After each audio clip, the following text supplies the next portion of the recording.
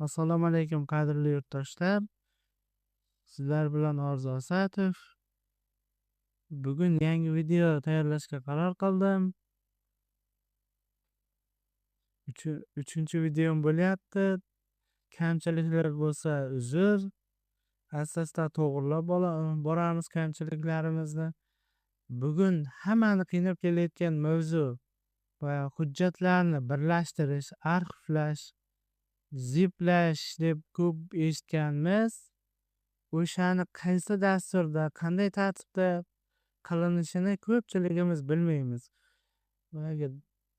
Davlat tashkilotlarida yuqori tashkilotlariga so'rovnomalar tashlaydi. O'sha paytda ziplab, arxivlab tashlang, bitta qilib tashlang deb ko'p eshitamiz. Masalan, soliq ilovasidan foydalanganimizda ortiqcha to'lovni qaytarganimizda bir marta fayl yuklashimiz mumkin. Bir 3 ta 4 ta faylimiz bo'lsa, hammasini yuklab bo'lmaydi. Shuning uchun hammasini bitta papka alohida qilib bitta qilib ziplab, arxivlab yuborsak, bittada qabul bo'ladi.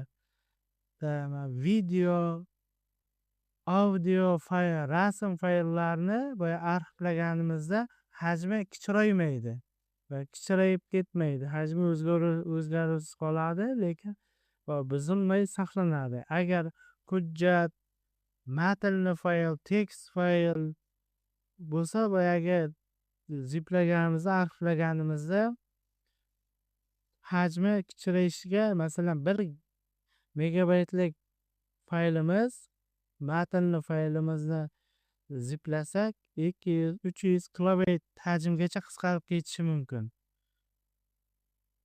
Bu megabaytimiz kam bo'lsa telefonda yuborishimizga ham oson, ham tezroq yuboriladi.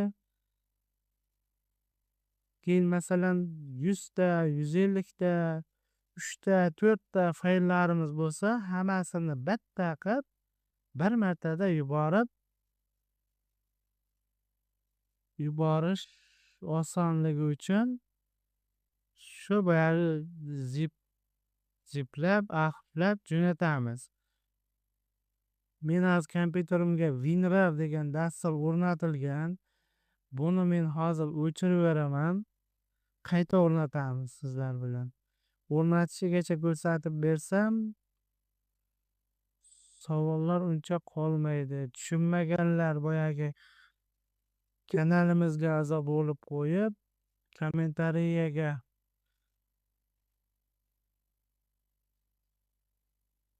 savollaringizni yozsak, bizlar kuzatib borib javob beramiz hamma savollaringizga. Videoda kamchiliklar bo'lsa uzr. Videoni montajsiz qo'yaman. Mana brauzerga kirib olaman. Boshladik. O'rnatishda Rабочий stol, ish stoli, o'zbekchasiga. Keyin Chrome brauzerini ochib oldim. Bu yerga qidiruv bo'limiga WinRAR deb lotin alifbosida kiritamiz.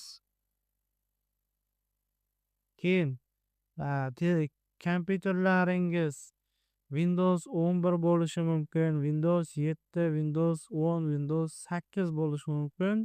O'sha operatsion tizimga mosini topib o'rnatgani yaxshi. Menda hozir Windows 11 edi, o'zi qidiruvda beryapti. WinRAR skachat бесплатно для Windows 11 deyapti. Men o'shani bosaman. Mana qidiruvda birinchi chiqib kelganiga kiramiz.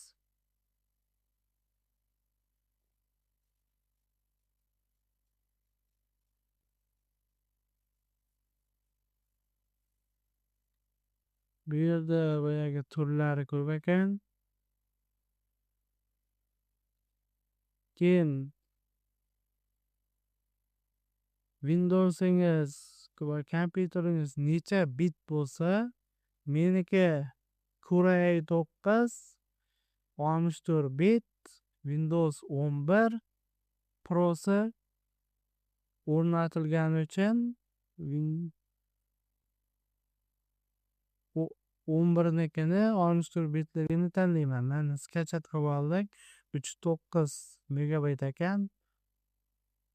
Bitta bosamiz. Dasturni o'rnatib olamiz. Uстановить. Mana formatlari RAR, zip, 7Z,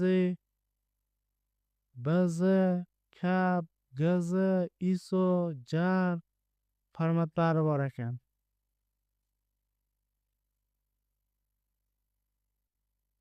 Запустить. Bundan запустить. Готов. O'rnatildi dastur. Chiqamiz.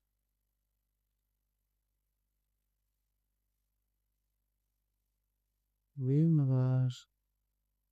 Diskka o'tamiz zagini. Disk bo'limida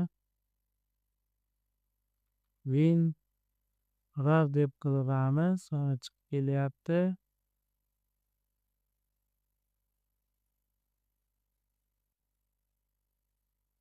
Dasturda asosiy o'ynasa mana shunaqa ko'rinishda bo'ladi. Endi fayl tanlab olamiz. Beklaylik. Target kurslarga kiraman degan papkam bor ekan. Target kurslar degan papkam. Demak, bitta rasmchani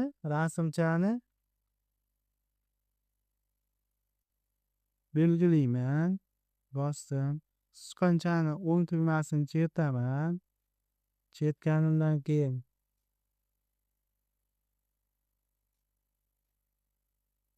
WinRAR dasturiga o'taman. Добавить arxiv deyapti. Mana. RARda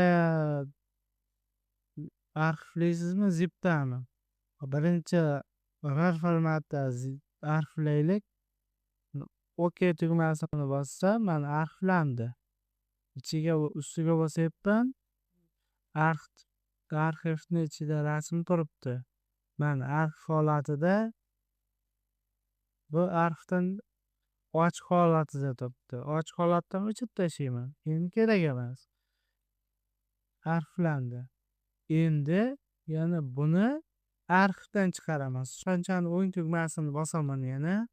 Keyin WinRAR bo'limiga o'taman. Извлечить fayliga bosaman. Qayerga arxivdan chiqaray deyapti. Tepadan boshqa papkani ham tanlab olsak bo'ladi. Men o'zgartmayman. Mana shu papkaga deb bosaman. Mana arxivdan chiqdi yana qayta. Papka holatida bo'lib chiqadi mana.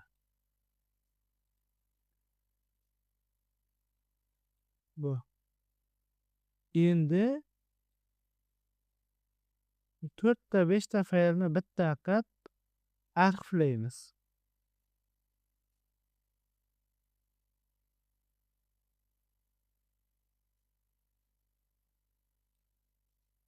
Belgilayman. Keyin taraf knopkani bosib turib, mana 4 ta hamon rasmli faylda ham papkani ham qo'shib arxivlaymiz. Sichqonchani o'ng tugmasini chertaman. Chertganimdan keyin WinRARga kiraman. WinRARga kirganimdan keyin zip bo'yicha arxivlayganda arxivlayman.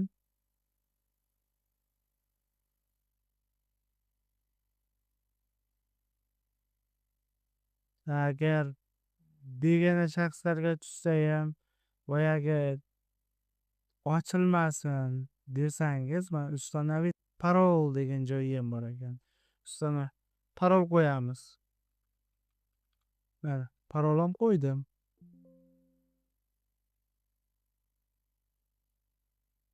Boshqatdan qo'y deyapti. Qayta yoz degan ekan.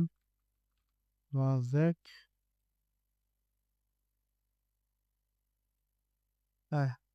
Target kurslari papkaning ichida bo'lgani uchun target kursori deb arxiv nomi berildi. Mana hamma fayl arxiv ichida papka ham, Excel fayli ham, rasm ham turibdi. Bironta men rasm faylni ochaman desam, parol so'raydi. Parolni termasangiz, boya fayl ochilmaydi.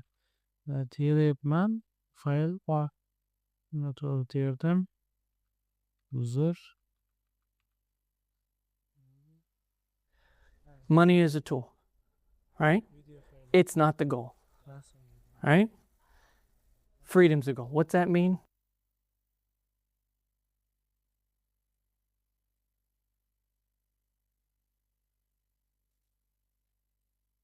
Videomiz mana shundan iborat.